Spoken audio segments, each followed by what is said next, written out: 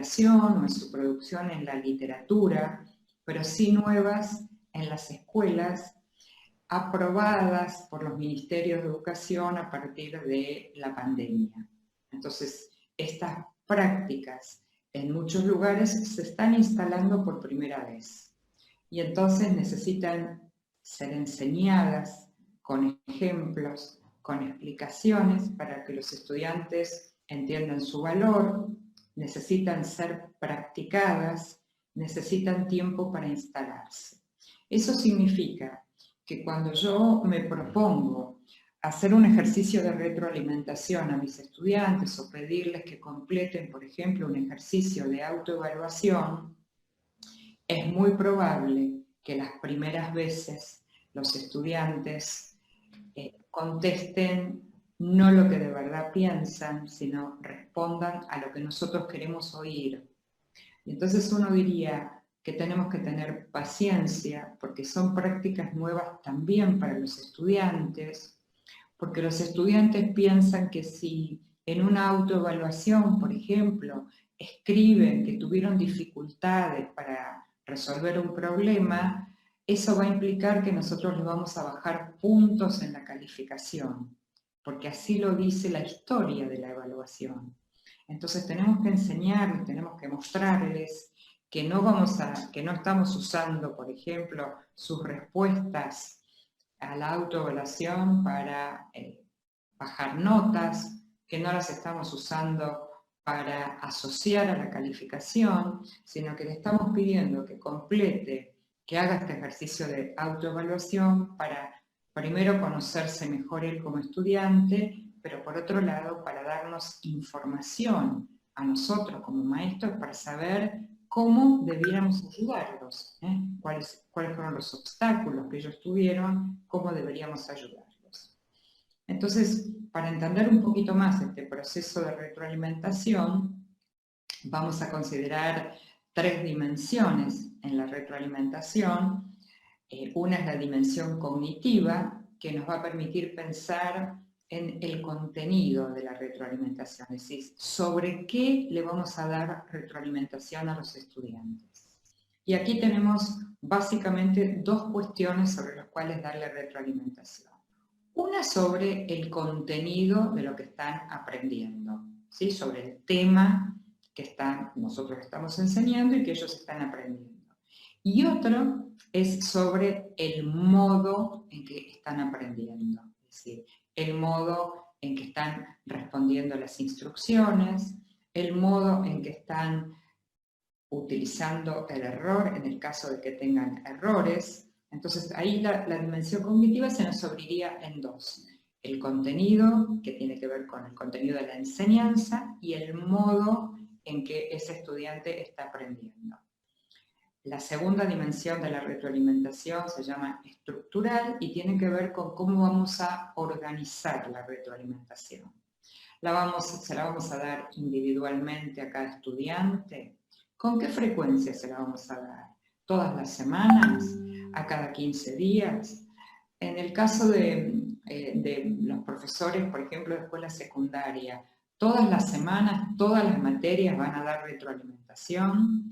La vamos a dar en forma oral, la vamos a hacer por audio, por el WhatsApp, por el teléfono, vamos a escribir un texto, es decir, todo esto formaría parte de la dimensión estructural, es decir, cómo vamos a organizar la retroalimentación. Y después tenemos una tercera dimensión que es la socioafectiva, porque toda retroalimentación impacta emocionalmente en el estudiante. Y entonces nosotros tenemos que saber a quién le estamos haciendo esta retroalimentación, tenemos que saber el contexto de ese estudiante para ver qué capacidad y posibilidad tiene de recibir esa retroalimentación y hacer algo con ella.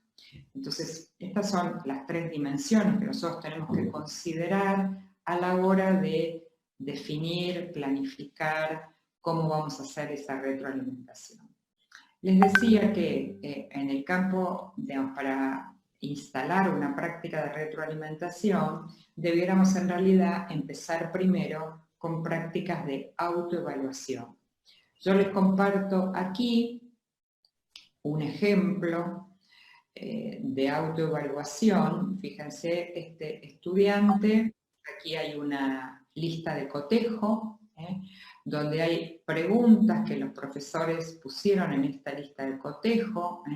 Pude comunicarme con mis profesores regularmente, fue difícil acceder a las actividades que me enviaban, logré resolver las actividades propuestas y mostrar cómo las hice. Cuando tuve dudas, recibí orientación de mi profesor, conseguí aprender cosas nuevas. Fíjense, es un cuestionario, aquí hay una escala de valoración sin problemas, me costó un poquito, necesité ayuda en proceso para conseguirlo. Y fíjense que aquí se les pidió a las familias que escribieran una especie, si quieren, de autoevaluación y de alguna manera también retroalimentación para los maestros, ¿no? Entonces aquí este niño, este joven dice: mi familia y yo queremos decir que lo más difícil fue cuando empezó todo esto porque nos costó adaptarnos en la forma que teníamos que estudiar. Fíjense que cuando un estudiante contesta esto, ya nos está dando a nosotros una pista bien interesante acerca de la dificultad que tuvo. La segunda frase incompleta dice: lo que más disfrutamos fue que estamos todos juntos, los videollamados con las familias, compañeros y profesores. Y lo tercero dice: además queremos agregar que no es lo mismo estudiar en la escuela que por videollamada. Es muy difícil en todo sentido, porque mis padres trabajan y son muchos más deberes que en la escuela. Fíjense que acá también nos está dando otra pista este estudiante cuando se autoevalúa. Aquí les comparto un ejemplo de retroalimentación de la maestra a la niña, para que vean, en este caso está escrita, pero esta maestra usa texto escrito y en muchas ocasiones graba en el audio del WhatsApp este ejemplo de retroalimentación. Qué rica receta, Tatu, me encanta el título que has elegido, ñoquis de papa de mamá. Has tenido en cuenta las sugerencias, lograste escribir oraciones cortas que ayudan a leer tu producción con facilidad, también realizaste correctamente trazos de las letras cursivas. Bravísimo. Veo que no todas las oraciones comienzan con mayúscula. ¿Te animas a identificar cuáles no empiezan con mayúscula? Cuando las encuentres, puedes modificar tu trabajo. Por último, me gustaría saber si conociste alguna palabra nueva y cuál es. Buen trabajo, Tatu. Puedes modificar tu producción y volver a enviarla. Como ejemplo de retroalimentación. Entonces nosotros, para ofrecer retroalimentación, fíjense que podemos encontrar 4 asistentes de la retroalimentación: cuestionarios, listas de cotejo, rúbricas y protocolos. En los ejemplos que les mostré recién, ustedes podrán ver, aquí tenemos un cuestionario en una lista de cotejo. Esto es una lista de cotejo que tiene una cantidad de preguntas. Y espacio para que las familias escriban. Aquí tenemos un ejemplo de retroalimentación. Acá tienen otro ejemplo de un cuestionario, acá sin lista de cotejo. Este es un cuestionario para completar. ¿Qué sé sobre esta unidad que vamos a aprender? Supónganse que vamos a aprender sobre el agua. Bueno, ¿qué sé sobre el agua?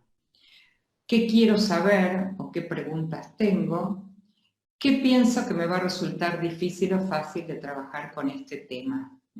Y esto es un cuestionario de autoevaluación, no es para calificar.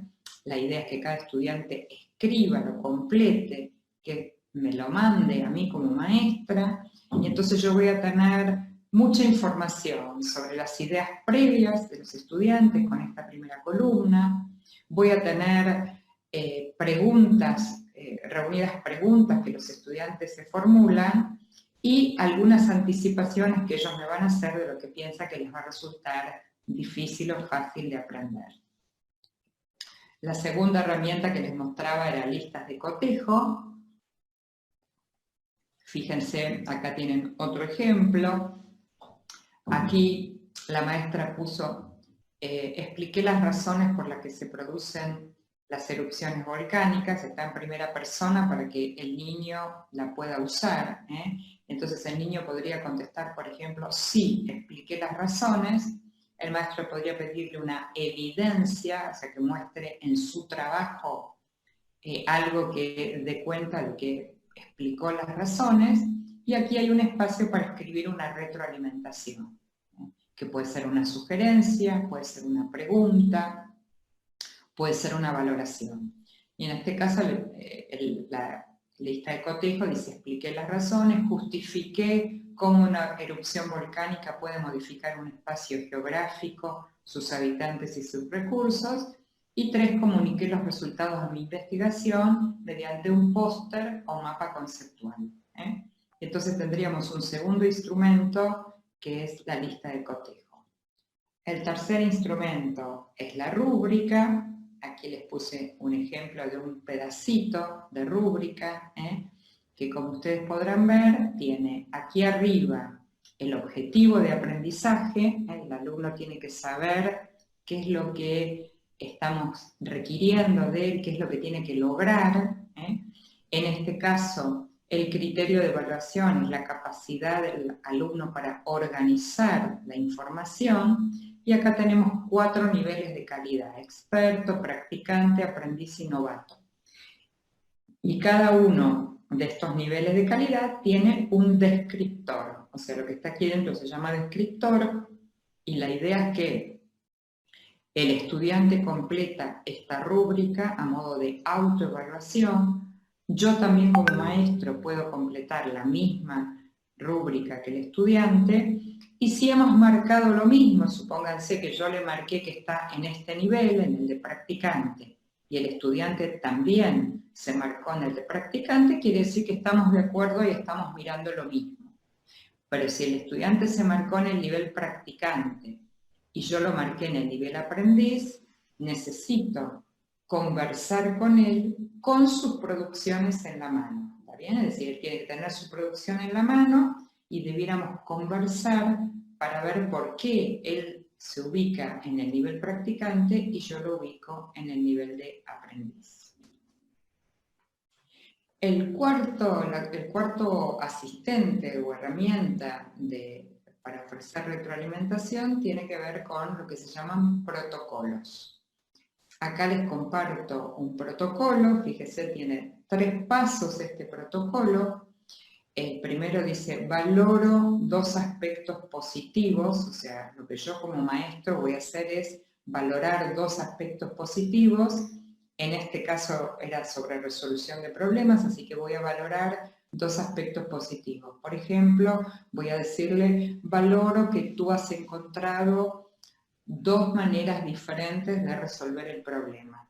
También estoy valorando algo que ese estudiante hizo bien y estoy usando un ejemplo bien concreto para explicarle qué es lo que estoy valorando.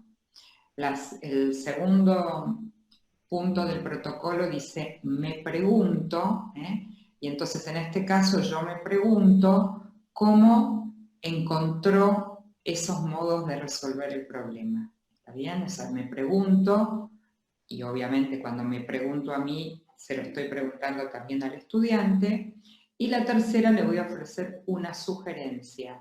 Le voy a decir, por ejemplo, que le sugiero que la próxima vez que trabaje con problemas, antes de intentar resolverlo, lea varias veces el enunciado. Supónganse que esa sería una sugerencia que, como ven, es una sugerencia bien específica.